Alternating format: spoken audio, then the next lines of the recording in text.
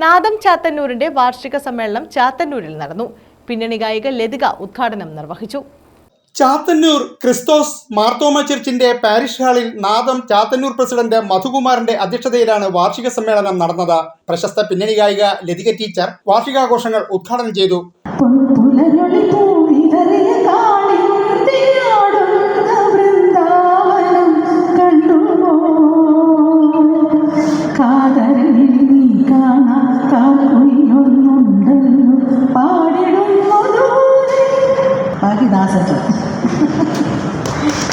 ചാത്തന്നൂർ ഗ്രാമപഞ്ചായത്ത് president SK Chandrakumar മുഖ്യ പ്രഭാഷണം നടത്തി.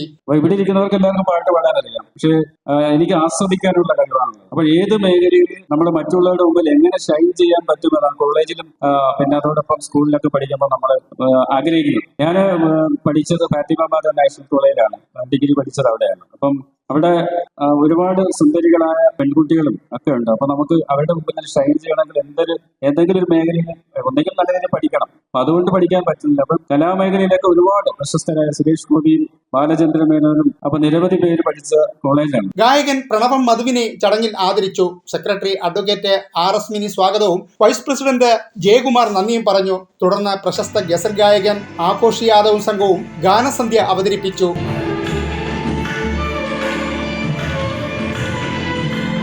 News bureau, Kottiyam.